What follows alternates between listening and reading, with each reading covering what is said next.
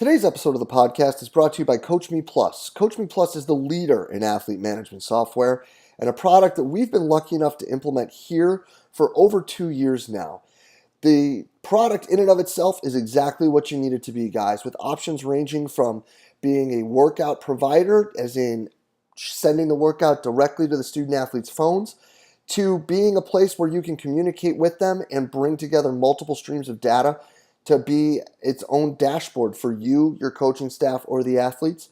Or you can use what we've added to our menu of Coach Me Plus activities, and that's the hydration station, where all of this information that is provided is based off of research from the Corey Stringer Institute, where we're looking at weighing in versus weighing out and then providing optimal hydration strategies for the student athletes by them selecting through the menu and tapping on what they'll take home with them and what they're consuming prior to the next practice when all the numbers at the top are lined up green. It's something we've had really good success with and the kids have really bought in on. Just another great example of the awesome product that you can find at CoachMePlus.com. Guys, hop over to CoachMePlus.com today and check it out. It's a product I guarantee you won't be disappointed with. Hey everybody, if you enjoy the podcast and the content it provides, be sure to hop over and check out the community. The community is an exclusive members website that is just an extension of what we do here in July at the Central Virginia Sport Performance Seminar. What it is a combination of video lectures, a coach's corner with your Monday morning take-home information, and a forum where you can talk about anything and everything related to the field of strength and conditioning. In the community, you'll find content added each month from some of the top practitioners in the world, ranging from PhDs to high-level coaches, bringing you exactly what they're doing with their athletes or their research at the present moment. On top of that, an additional discussion by coaches bringing you that Monday morning information, things that you can add to your training program right away. Tying that in with the opportunity to discuss with coaches around the world in the forum on anything and everything from the topics addressed in these presentations to whatever you're seeing in your daily life as a coach. If this sounds like the right thing for you and your staff, go ahead and hop over to cvasps.com/community and try it out for 48 hours for just $1. If you like it, you're signed up, ready to roll, and you're jumping into all the great content added each month. If not, feel free to go ahead and cancel at any time. No questions asked. We're really excited about what we're building in the community and hope you are too. Go ahead and hop over to cvasps.com/community and check it out today. Hello and welcome to the podcast. Today, guys, we are going to talk about the world of applied sports science with Stanford University in Strong by Science's Max Schmarzo. Guys, Max is going to start out sharing with us how he got into his role at Stanford, his voyage, and everything around what they're building out there in Palo Alto right now. He then gives us a really candid and open look into how they make decisions as a program and how it's encompassing with all of the different groups involved with the athletes there at Stanford.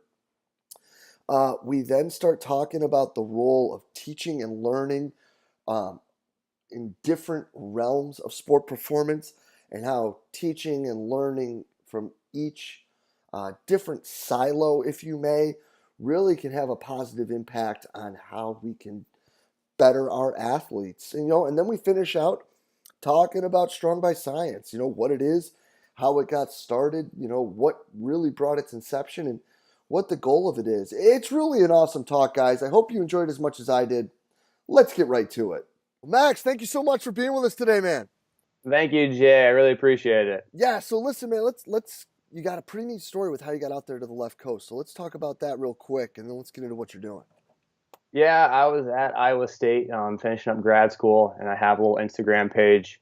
And I reached out to Corey because I was coming back. I'm actually originally from the West Coast, but I spent my last 6 years in the Midwest. And I hit Corey up on Instagram, and he said, sorry, Corey's the men's Stanford basketball strength conditioning coach. You just had him on, but for people who don't realize that's who he is. I sent him a message, and he was kind enough to just let me come over and say hi, and he introduced me to some right people. And now I have the opportunity to work under Chase Phelps, who's the director of applied sports science at Stanford. And so Chase and I kind of heading up that regime right now, and I just got really lucky. So I can say thanks to Corey for being nice, and I can guess give myself a little bit of credit for reaching out at least. Yeah, no, super guy, does super work, and like we were talking off camera, like just one of the best people in the business when it comes to just being a real dude, man. 100%. So let's talk about what your role is out there, because I think this is something that we need to talk about, not just you and I, but probably with a lot of other people. Yeah, so what we're working on right now is trying to find ways to integrate sports science in an actionable way. A lot of times in a big school setting, you'll have maybe 15 to 10 strength coaches, kind of depending on how big your school is. And then within that system, you have sporting coaches. So you might have 3 assistants per team. And then you have different directors of physical therapy, athletic training. So there's a lot of layers to the system. And as a sports scientist, we got to find ways to make things very direct, actionable, and precise. Give an example of that is that we have been working on certain screening methods, and it's great for us nerds to go through like 2 hours worth of data. But Jay, you can say from firsthand that you don't have time to do that. It's like that's not applicable for you. But what Chase and I do, we get the information, we dive into the literature, we say, okay, what are we looking for? How are we going to look for it? We make a test, and based on this test, we're going to then have an immediate actionable outcome. So if this person scores here, this is what this means. If this person scores here, this is what this means. Now I can give that stuff to a coach, and it is literally one exercise. So we take all this information, we kind of distill it, and we say, oh, okay, let's try this maybe, or maybe this would be good. But on the back end, we're sitting there crunching through numbers, putting in work, and we have to do that because as a coach, you don't have time, you don't get paid for that. Let's be honest. It is the art of coaching. It's the art of coaching for a reason. We're here to assist and aid in that art of coaching. That's awesome. Let's break that down a little more. So when we're looking, let's go. I don't know if you can do this. Are you allowed to talk about like a specific test that you guys are doing? So I'll give you some detail, not the whole sauce. But I'll give you some some of the ingredients. Right. I'll give you a rundown of what we're doing right now, and we're looking at how to understand how an athlete moves in regards to, are they an elastic, stiff athlete? Are they a more contractile, dominant athlete? What predispositions that might lead them to for injuries? What specific areas in the body are those regions that need to be stiff, need to be pliable? So without diving into too many details, we're kind of looking at that right now. From there, we said, okay, what are some tests we can do? Well, people have the RSI, right? There's stiffness tests, there's counter movement jump, there's single leg hop, there's drift protocols. There's like 20 tests. So we're like, okay, that's not really realistic for us to do. I'm not going to take 80 athletes and run them through 20 different tests and come back to me in a year and might have some results. Yeah. So we say, okay, let's go into the literature and let's really understand the underpinning mechanisms of what we are looking for.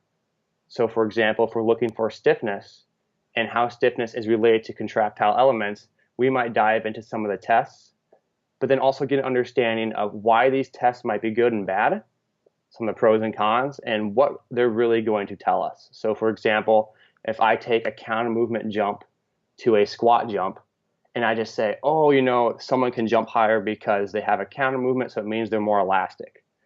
Right? That's not necessarily true, possibly, right? It could have to do more with muscle slack, rate of force development, pre-tensioning mechanisms. And so as a sports scientist, or whatever you want to call me, right, I have to understand what those underpinning mechanisms are and highlight the specific variable I'm looking for. So if we're going into an overall kind of profile of how an athlete moves, we're going to have maybe 6 tests, but those 6 tests have been picked out very, very specifically. And we might throw one in there just for the hell of it so we can see what happens, right? Kind of our own little self-experimentation. But those tests, like for example, we probably spent, I don't know, a lot of hours reading and talking, and we came up with like 5 tests, and it takes 7 minutes. We have one athlete kind of go through it, and we go and we crank out all the numbers, and we kind of see, okay, was that a good choice on our part? Do we think we got the result we wanted? Based on the results, how we're going to apply them now. They're not just numbers, right? They're what we call like actionable insights. So what we get needs to be actionable. It's not like necessarily predictive data. Like sometimes you can collect data and say, okay, I'm going to collect it over a year and see what happens, right? We want prescriptive data. So you get a data and immediately it's actionable, right? As if you're like, I don't want to use the word prescription because I get some medical terms, right? But like, right, you prescribe an exercise to the athlete based on that immediate outcome. That's awesome. I love that. Let's take 2 steps back to when you started talking. The first thing that you brought up is that you were looking at specific questions.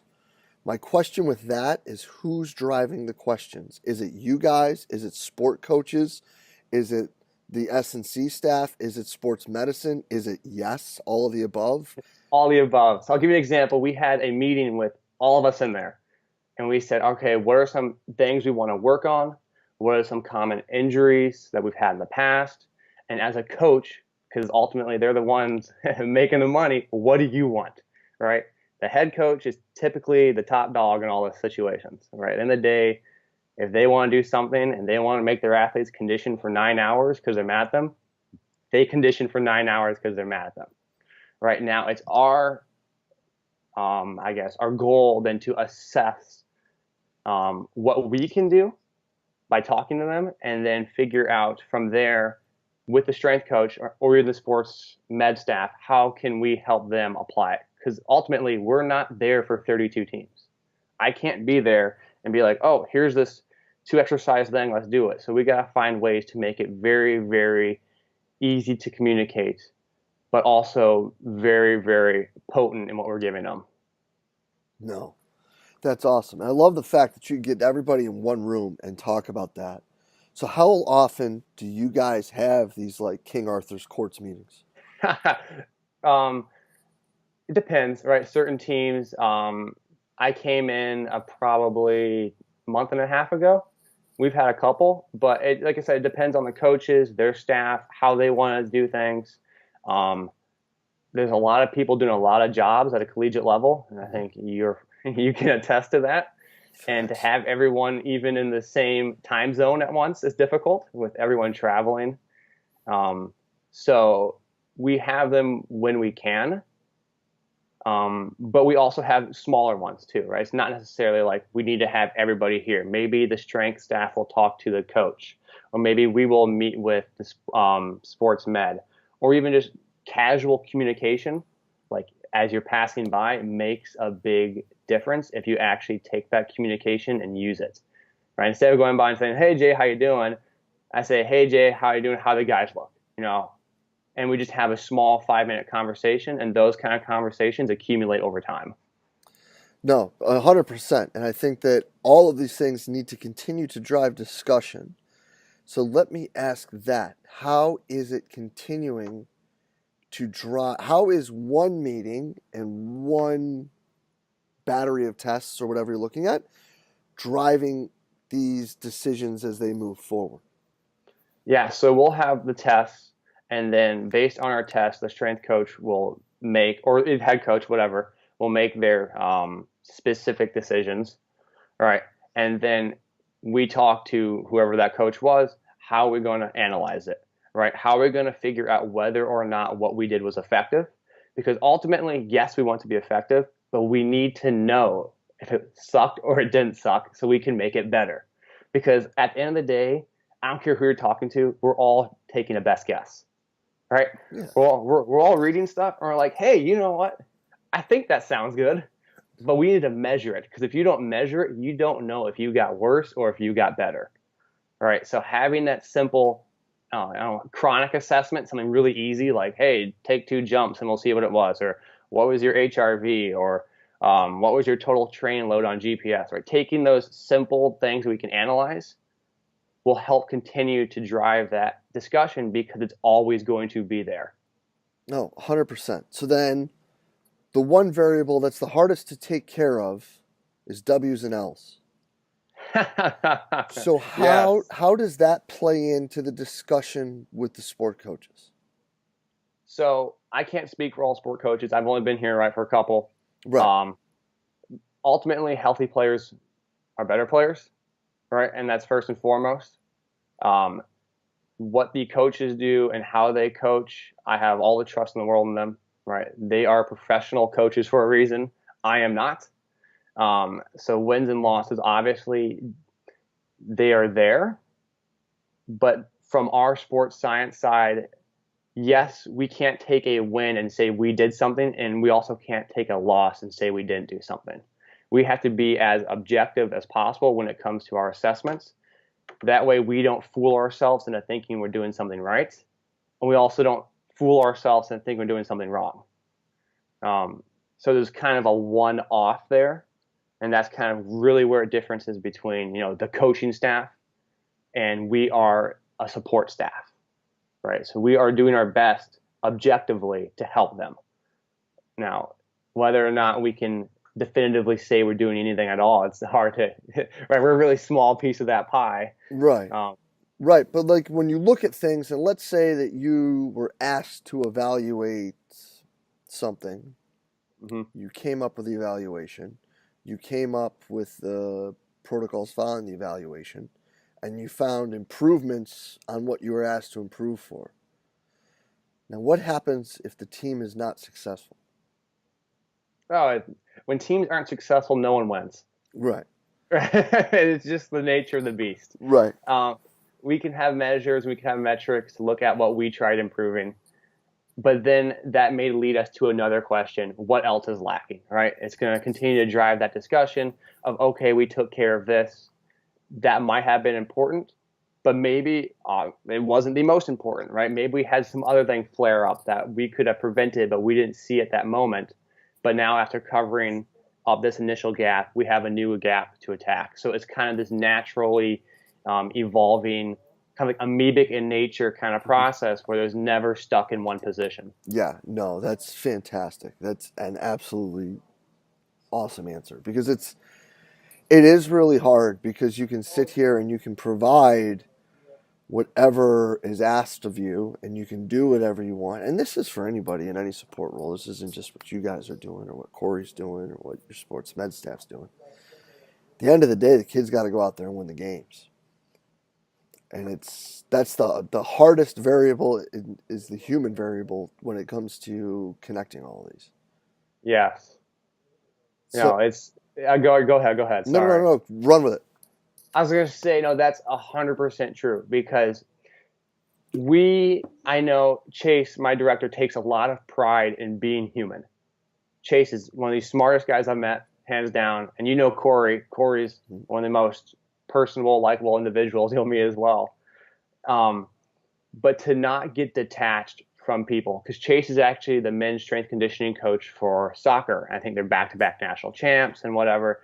And he's been through the ropes and whatnot, and he knows the importance of, yes, numbers are great, but humans are better. All right, that's going to be the driving factor behind everything. So I can give you all the numbers in the world. I can give you a 20-page spreadsheet. Here's the perfect workout, right? If you can't communicate it, or I can't communicate it, or the coach doesn't trust me, what's the point? All right, it's useless. So that human element is going to be the most important element behind anything we do, because at the end of the day, Jay, you and I are humans. I need to talk to you. If you don't like me and I'm smart and whatever, you can just flip me off and ignore me, right? But if you like me and I'm maybe half as intelligent as I think I am, right, then we can actually talk and we can build something from there. So now, where do you see this program moving forward? For you guys, like, how do you feel like? Because right now, this seems to be in a really good place where it comes to understanding the big picture of it. What's next for you guys? Because it's an ever-expanding process. Yeah, I think the department's pretty young. And I think as it grows, you'll get more integration with different sports. Chase, the director here, is going to get more headway in certain areas, and he'll develop relationships with, obviously, coaches that maybe we don't work with as much or as much as they would like for us to work with, blah, blah, blah, whatever. And maybe eventually developing that into a larger staff hopefully for him, so he has more, I guess, like, cronies or minions that he can send around to do things. Because ultimately, right now, it's just me and him. And before me, it was just him. And if you can imagine being one sports scientist and dealing with like 24 teams, Yeah. I walked in there and I was like, Chase, I've learned, put it this way, I've learned more in the first couple months here than I probably learned all of grad school, because you really learn how to handle yourself as a person, put it that way. Because when you're dealing with that, you have to find ways to make yourself accessible to coaches, but also you have to find ways to make it livable, right? You can't be 36 places at once. And so I've learned from that standpoint of really what it means to be an applied sports scientist, right? And not to get too off the rails here, it's a little different than what you see in private practice, right? Private practice, you'll see like 7 coaches and 7 athletes, right?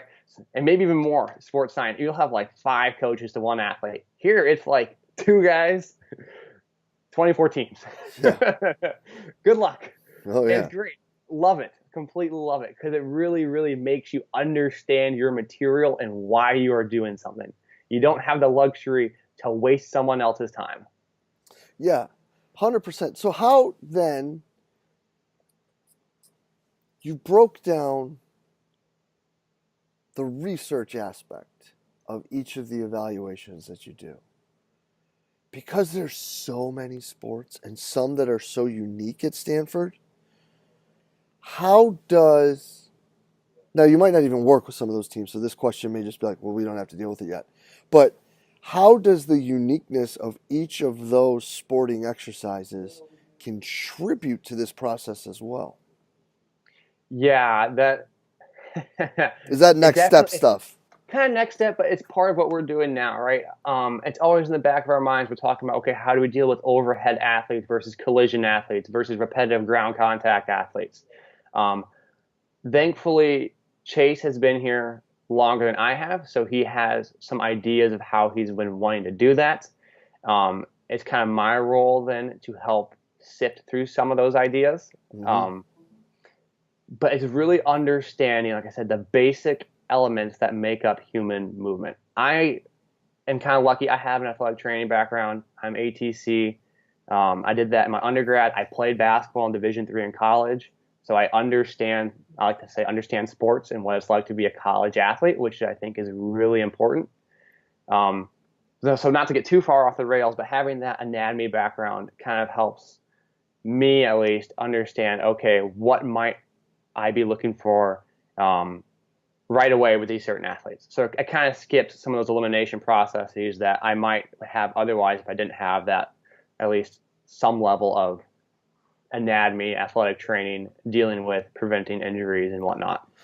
Yeah, it's funny because the episode that's going to air right before this one, we talk about how all of that stuff, when it comes to like PT should be learning from strength coaches, and strength coaches should continue to learn from PTs. I think that pendulum has kind of swung a little bit to the left when it comes to some strength coaches with PTs, and I'm not saying it's good or bad. I'm just saying that's just how it is right now. And I think, though, that in a person in that position, if you can't put on the glasses and see through those views in all of those different spectrums, you're really hamstrung. So I really think that that's a positive for you. It's really nice. Obviously, I'm biased because I am one. Right. I'll be first to admit it. But Chase and I have 2 very kind of distinct backgrounds that are very different. And it just happened to be when we came together, we complement each other very well in that sense that he has internal loading metrics. He understands large scale applied sports science. He has this and this. From my background, it's much more, what are specific factors occurring at the tendon and muscular junction that's going to be driving performance and stiffness, blah, blah, blah kind of deal. So to have more minds with different backgrounds would be even better, because then we could have multiple lenses we can look through. Obviously, we're a little limited with just 2 people, but the sports med staff is kind enough to let us annoy them at times and ask them questions. And right? The strength coaches like Corey and all the other guys there are completely open for us to talking to them about, hey, what's your opinion? How would you do this? Would this be reasonable? And that helps us gather insights, basically putting more tools in our toolbox. So when we go back to work with our, putting our tests together, how we're going to analyze things, we now have a better understanding of not only the specific mechanics that we're looking at, but who we are dealing with too. Right. No, 100%. And it helps when you have a guy who's as open and creative as a Corey Schlesinger to just be like, yo, dude, so yeah, this.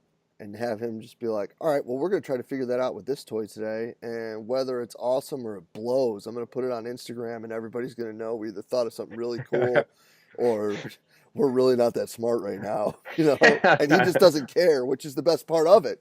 No, it's awesome. But I got to say, too, the whole strength staff that I've worked with, they've been awesome. Like all the above. Great people. And the fact that they are just that open makes it easier. I've been in other programs that I didn't work in directly, but I've heard horror stories of where people aren't very communicative. They don't like to talk, right? It seems like at Stanford here, all the strength coaches that I've dealt with, everyone here has just been very awesome. I mean, there's no way to put it. And so Corey's a great example of it. Yes. But to not give those other guys a shout out, I'd feel like I'd be letting them down a little bit. So well, that's right. I'll give them credit where it's due. Yeah, man. It sounds like an awesome situation. So listen, I'd be remiss if we didn't talk about those 3 letters on the left side of your shirt, my man. So let's talk a little bit about Strong by Science so people understand that are listening, who Max is, like what this thing is that you got going there, because there's some cool products you guys got. There's a whole bunch of things. Yeah, so long story short, Strong by Science is my Instagram page that kind of went off the rails and got more popular than it should be. I have a girlfriend who is sick and tired of me telling her about strength conditioning stuff. She just hated, I love her to death, but she's like, okay, Max, I don't care about tendons anymore. So I made the Instagram page and... Wait, you just said anymore. So you mean at some point she cared to hear you talk about tendons and stuff? Well, you know what? She might have acted like it. You know what? Sometimes I can't tell the difference. And so to me, it was fine. That's pretty awesome. She was like, this is really cool. Yeah, she's a nurse, so she does have some, at least, human anatomy background. So like at first it might have been kind of interesting, but it got to a point where it was like, Max, put your books away. I'm done with this. Like, this is too much. That's great. So I made the page, and it kind of blew up. That wasn't really my intentions. And my background is, the page stems from my background. So I am a low-level athlete. I'm not genetically gifted. I struggled to touch rim all through college basketball. I call that a testament to my shooting capabilities. You'll not find a guy who can shoot better than me. You can ask Corey this. Send Corey a message when you're done. Ask him if Max sets his feet on a jump shot. It's pretty much automatic. You can send him a message. He knows. He knows exactly. So I'd always worked really hard, though, and I never got anywhere. And I was like, man, I must be doing something wrong. So I think naturally that drove me to my academic background, where I was doing a lot of research and whatnot. And I thought research was really confusing and not very applicable. And eventually I made the Instagram page, which had the kind of application of research and different ideas. From there, it kind of took off. And then Matt Van Dyke and I wrote a book on applied principles of optimal power development. And again, that kind of stemmed from my ability to not be athletic. And so I read all this stuff, and next thing you know, I put on like 7 inches on my vertical, and I was like, oh my God, it works. Like science does something.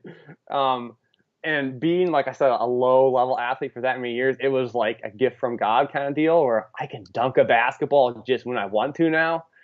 So we made the book, and a lot of it kind of stems from my research that I did in my graduate school, which was force velocity profiling. So yeah, sorry to get a little bit on a tangent there, but yeah, no, that's awesome. Science and how you use it, and some thoughts on it, and it's supposed to be as unbiased as possible. And I post stupid things every now and then, so. No, man, the page is rad, and it's awesome Matt is all over the place. Like he's like kind of like the silent ghostwriter that like his name pops up everywhere. He's in a chapter in the manual volume 2 with Cal. He wrote Triphasic for Lacrosse with Yep. Cal. He wrote the book with you. It's like Matt just like pops up all over the place, and it's just like this dude's Matt, big time. he's the most organized human ever. I love working with him. I'm a mess of chaotic thoughts. Like Oh, it's just like nothing's organized. And funny, when we were writing the book with Matt, Matt calls me and goes, Max, I don't think the book's gonna work because your ideas don't make any sense. They're not organized, and and they're all over the place. You keep adding stuff, and it's never gonna turn out. I said, Matt, believe me, take a breath. Like they'll come together. Eventually, we got it to work out. We're kind of on the same page now. We actually have another book coming out. awesome. Um, When's that? it's gotten a little hung up. Our first draft is done, and then I started working here, and I'll admit it, I didn't really put the effort to finish out the first draft. I got to take a couple pictures, but it's actually really close.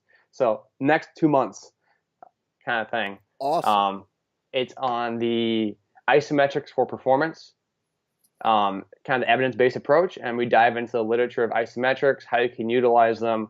And again, a lot of that came from the book we made. We had that post-activation potentiation stuff in there. Um, and then people started asking me questions, and I was like, oh gosh, there's so much depth to isometrics that we don't really talk about. That I thought it'd be a cool manual about how to, what are isometrics, what are the different physiological aspects of it, and it's kind of nerdy for me, but it should be cool. I think that that's awesome though, man. Like the whole idea. I mean, like obviously, like triphasic exploded mostly because it just makes sense and it's really easy to put together. But I think that what a lot of people keep coming back to and keep talking about is that isometric phase and how important that is and how the different aspects of it, whether it be teaching or strength training or tissue remodeling or whatever we want to talk about with it, is just so vital, especially with a lot of these freaking kids that we get that are 18 to 22 and Exactly. and they don't know how to lift weights. So it's like it's so big time. I'm really stoked to check this out. So here's one of the things that kind of stemmed it all. I'll give you a kind of a nerdy rundown of how this all happened. Was we were diving into vertical stiffness. What does vertical stiffness mean? Where does it come from? And we kind of start talking about muscle slack and Franz Bosch's stuff. Hmm. And then from there, we dove into, at least I dove into some of the literature, and it came across the isometric training really affects tendon stiffness, and that tendon stiffness then affects vertical stiffness. And so if you can improve tendon stiffness through a non-pounding plyometric movement, right, maybe isometrics can be used in season in a way to maintain your integrity as well as working as a cortical inhibitor. So it allows you to deal with tendon pain at the same time. It just has a huge ripple effect of all these things we can put it into. And it's just stuff I didn't know. I was like, this is awesome. I gotta write a book about it now. Yeah. And if that right there isn't reason enough for people to pick it up, then I don't know what is. Yeah. Because Thank you. Well, go ahead. Go ahead. no, because that's just it. It's like all these things that it's like you just said in one sentence, and it's Yeah. like boom, and it's like there's going to be a ton of pages in it, and it's going to be practical information, and it's pick it up. Yeah. Thank you. So what Matt and I try to do when we write our books is we try to give principles. Right. I like plans. I'll be the first to admit I pick up Verkhoshansky's book, last page. How am I going to jump, 80 inches? What's his plyometric workout? And I'm always hesitant to put that in there because then I don't read his stuff, and then I'm like, well, my stuff didn't work because I didn't read any of his book. I was being an idiot. And I jumped straight to it. So our goal is to make it principle based so that once you understand the principles, you can develop the program how you want to develop it. All right, you are the coach. I'm not going to give you a template. I might give you a template to give an example, but the principles themselves are what's going to guide you and me and anyone else when it comes to coaching. So how the hell should I tell you how to coach your athlete when I don't even know your athlete's name? Yeah, no, man, 100%, and that's awesome. I'm stoked to check it out, man, and I really am thankful for you to spend the time with us today, Max. This is awesome, bro. People are gonna love it. Thank you. Thank you. Hey, all right. I appreciate it, Jay. Yeah, man. And then Strong by Science. And what's the website? Is it the same? Strongbyscience.net. .net. Make sure people check it out. We'll link all that below. Uh-oh. Corey's getting Yeah, a he's shot got. right now. And Yeah, I'm coming back up to court. I'm gonna let yeah, him know today he had the wrong answer. yeah. Well, listen, man, I appreciate the time, and we'll be in touch real soon, brother. I really appreciate it, Jay. Yeah, Thank man. you. Thank you. And a huge thank you to Stanford University's and Strong by Science's Max Schmarzo for sitting down with us today. Guys, absolutely killer stuff. A look into an actual applied sports science program and kind of giving the play-by-play of how they do things. Cannot thank Max enough for being so open, honest, and candid. With everything he shared with us today, the whole idea of bringing people together to talk, to figure out what they need from them, and to build a program is absolutely fascinating. And I can't recommend you guys follow Strong by Science on Instagram enough. He puts out some really awesome stuff. So if you're on the gram, make sure you check that out. As always, guys, I hope you enjoyed the talk, and if you did, please share it through the social media outlet of your choice: Facebook, Twitter, Instagram, whatever it may be. We're just trying to get great information out to all the great coaches out there. And if you did enjoy it, and you wouldn't mind giving us a review on iTunes or Podomatic, or giving us a rating, I would greatly appreciate that as well. And as always, guys, thank you so much for everything that you do for us here at Central Virginia Sport Performance. We will be back next week with another awesome guest. We will see you then.